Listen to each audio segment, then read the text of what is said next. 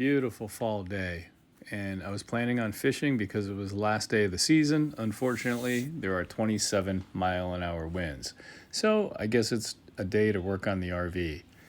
Here's a very simple drawing of what I plan on doing. There's the counter along the red counter along the side, the bar stools in front, and this is what I'm talking about: bass boat seats on a swivel, quick connect that you can get rid of in about 30 seconds and stow.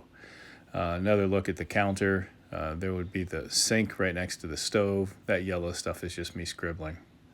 Here's the TV behind the driver's side, and this is the passenger side. Yes, that black thing is a couch. I'm thinking about going with a 12-volt refrigerator. I'm looking at right now I think it's called a Rec Pro 10.7.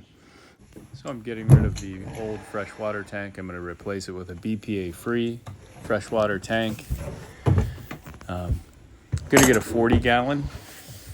That gives us enough to shower and things like that. So we're just getting it out of the RV, and here it is in my driveway. And this was a drain plug of some sort underneath the RV. And you can see what really good shape this is in for an East Coast vehicle.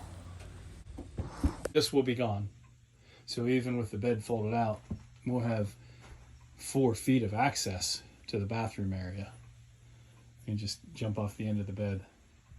So it fit right in on the other side. As you recall, it was over here, sitting over the water tank. So we're going to do a 30-gallon water tank here, counter extending all the way down. These were the seat belts for the couch. My wife actually had to come in and hold the wrench while I got underneath with the impact driver to get these out. This feels a little soft back here. I'm in the process of taking the tile board off. This looks like there was a leak up in the corner. I want to see what that's about. I'm sure that looks like it was from the outside. And I'm just unscrewing all these silver trim, all the trim.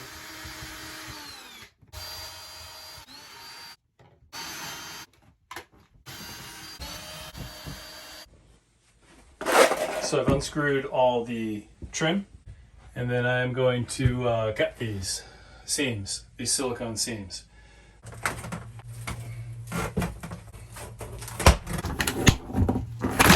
Oh.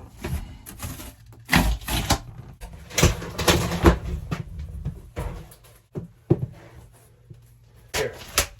So it appears in this shower there was simple contact paper before. Let's find some actual cracks in the tub here. So I wasn't going to replace the tub, but I just might. Well, I ended up taking the tub out. It was actually pretty easy. Just undid the drain, reached under and undid it. And it was kind of stuck to the wall, so it took a little prying, but it came right out. I was thinking about going with a shower pan originally, but I thought the tub would be a better idea, replace it. So this was $300 some on other sites. I went to Amazon, and the better bathtub made by Lightbert was on sale for $211, and they got the stopper too for $10. So I figured I better get it now before this crazy inflation gets any worse.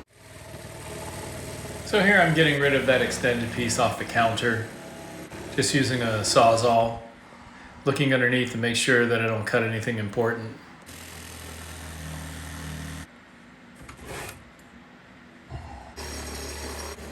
More cuts.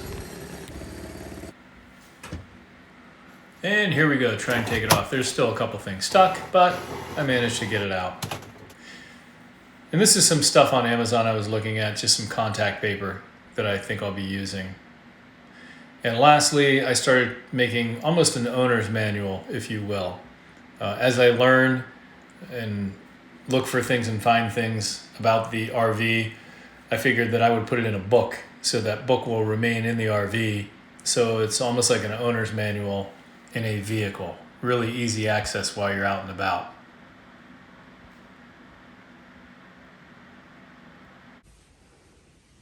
All right, we're pulling the old stove out. So this countertop, I'm going to use this as a template for the countertop that I have with the one I spoke about.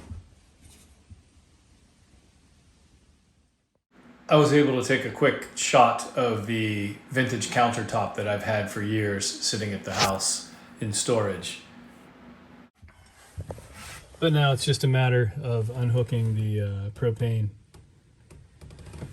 from the stove and I can take it out. This portion of the kitchen will remain. As you can see, the notched out portion with the sink is gone. The sink will go here. I have to rearrange this vent tube. Not a big deal at all. We'll put the sink right in front of the window.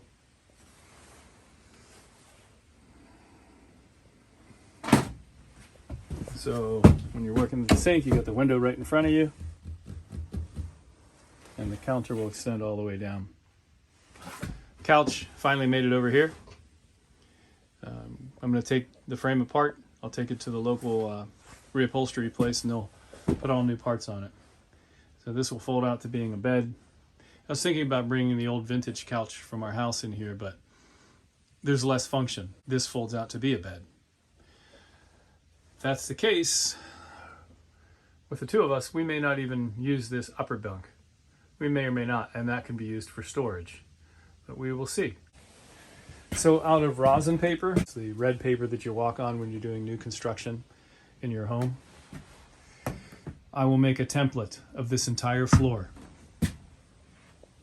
Because I'm just going to put vinyl sheeting down, linoleum. What we called linoleum as little kids. I don't see it called that anymore. It probably doesn't sound as good as vinyl sheet flooring. So I'm going to make a template, and that is going to go here. I want to stay away from the vinyl plank because I've had in the past trouble where extreme changes in temperature will make it pop apart. And this being one solid piece, it's 100% waterproof. So we'll have the dogs in here if someone has an accident or we spill something in here.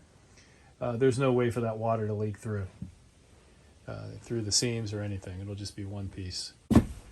So we can see this old sink drain line. It's got the vent in it. And I went to this double sink in this notched out area. So the sink will go here. We'll cut this here. That vent will approximately go here. And this would be so easy just to replumb. We use the same pipes. Here we can see the outside of the water heater. And here's the water heater inside. I'm gonna go with a tankless water heater. So I'm gonna actually remove the water heater and replace that. And here's the stove outside. To be continued.